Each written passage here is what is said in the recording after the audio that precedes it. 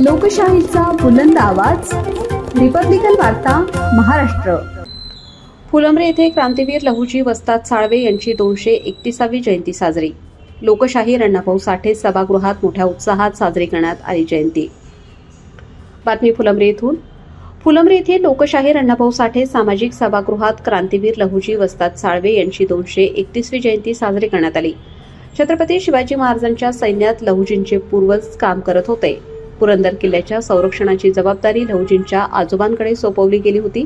त्यांच्या कामगिरीमुळे शिवाजी महाराजांनी लहुजींच्या पूर्वजांना राऊत ही पदवी दिली होती।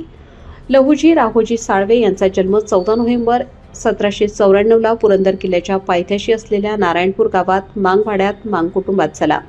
लहुजी लहानपणापासूनच दांडपट्टा चालवणे, तलवारबाजी, घोडेस्वारी, बंदूक चालवणे व निशाणेबाजी या सर्व युद्धकलेमध्ये निपुण होते।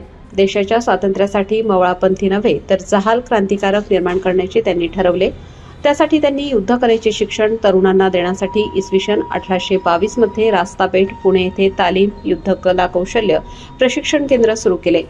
या प्रशिक्षण केंद्रात प्रामुख्याने बाळ गंगाधर टिळक, वासुदेव बळवंत फडके, महात्मा फुले, गोपाळ गणेश आगरकर यांच्यासह अनेक क्रांतीवीर लहुजी वस्ताद साळवे यांच्या आखाड्यात शिकले।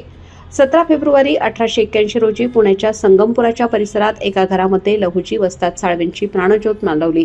त्यांची समाधी संगमवाडी पुणे येथे आहे। अशा या अतिक्रांतिकारक क्रांतीवीर लहुजी वस्ताद साळवे यांच्या जयंती साजरी करण्यात आली।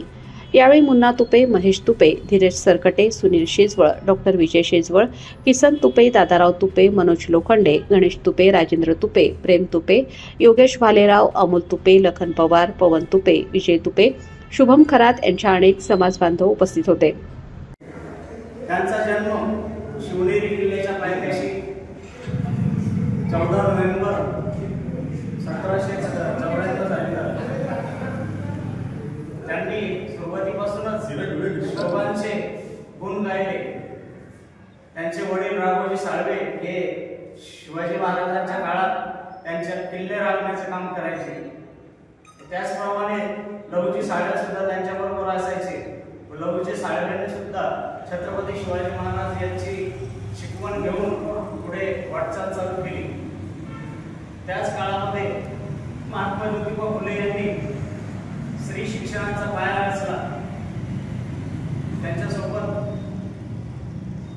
महात्मा फुले सोबत त्यांच्या पत्नी सावित्रीबाई फुले ह्या होत्या। त्यांनी प्रथम शाळा जी सुरू केली त्या शाळेत महिलांना प्रवेश देऊ लागले। त्यांच्या शाळेमध्ये प्रथम महिला म्हणजे मुक्ता साळवे ही लहुजी साळवे यांची नात त्या शाळेमध्ये जायला लागली आणि त्यांनी त्यावेळेस स्पृश्य हा भेद केला नव्हता। परंतु काही समाजकंटकांनी महात्मा ज्योतिबा फुले यांना विरोध केला व त्यांना शाळेत जाताना येताना दगड मारायचे, शेण मारायचे। त्यांचं रक्षण करण्यासाठी मग लहुजी साळवे यांना तिथं नियुक्त करण्यात आलं।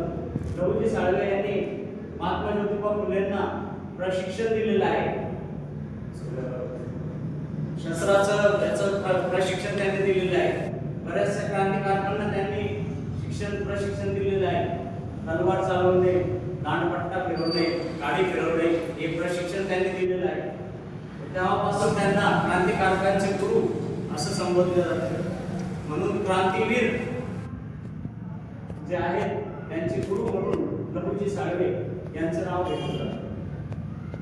अशा या वीर पुरुषाला आज विनम्र अभिवादन करून दोन शब्द क्रांतिगुरु लहुजी साळवेंचा विजय असो, विजय असो। रिपब्लिकन वार्ता Maharashtra वृत्तवाहिनीसाठी Aurangabad Marathwada उपसंपादक Akbar Shah. Subscribe now and press the bell icon. Never miss an update.